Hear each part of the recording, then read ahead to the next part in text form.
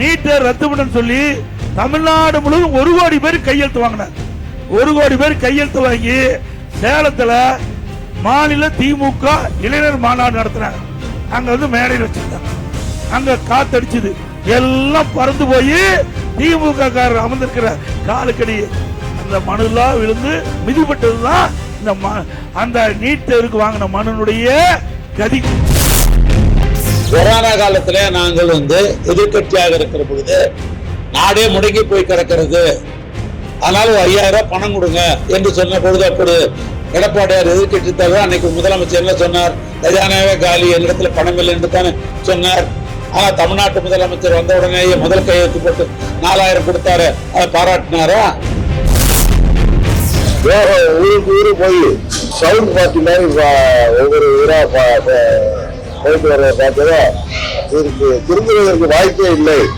இனியும் காத்திருப்பது சரியல்ல என்பதை உணர்ந்து எங்கள் தொண்டர்கள் நிர்வாகிகளின் விருப்பத்திற்கு ஏற்ப நாங்கள் தேசிய ஜனநாயக கூட்டணியிலிருந்து நாங்கள் வெளியில் வருகிறோம். இது தமிழ்நாட்டிற்கு உகந்த கூட்டணி அல்ல, தமிழ்நாட்டு மக்கள் ஏற்றுக்கொள்ளுகின்ற கூட்டணி இல்லை.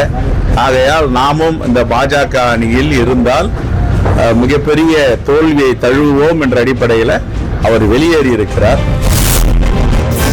8 ஆண்டுகள் நடுத்தர மக்களை, ஏழை மக்களை கசக்கி பிழிந்தார். அவர்களுடைய பணத்தை எல்லாம் வரியாக வசூலித்து இப்பொழுதாவது அவர்களுக்கு மனம் திருந்தி அறிவு தெளிந்து இந்த வரி விகிதங்களை குறைத்திருக்கிறார்கள் என்பதற்காக அவர்களை பாராட்டி இந்த ஜிஎஸ்டி வரி விதிப்பிலே ரேஷனலைசேஷன் சீர்திருத்தம் மேற்கொண்டிருக்கும் ஒன்றிய அரசு ஜிஎஸ்டி காம்பன்சேஷன் செஸ் என்ற பெயரில் ஏழை எளிய மக்களிடத்தில் ஆண்டுக்கு 1.5 லட்சம் கோடி ரூபாய் கொள்ளையடிப்பதை, வழிப்பறி செய்வதை உடனடியாக நிறுத்த வேண்டும். ஒரு 4 மாசம் தான் கொடுத்துருங்க, அப்ப நம்ம ஆட்சி தான். நீங்க எதிர்பார்க்கிற கூட்டணி விரைவில் அறிவிக்கப்படும். நீங்க சோபால பெரிய நாற்காலி உட்காந்துக்கிறீங்க, எனக்கு பிளாஸ்டிக் நாற்காலியை போடுவீங்க. அது இன்னும் நடக்கத்தானே செய்யுது.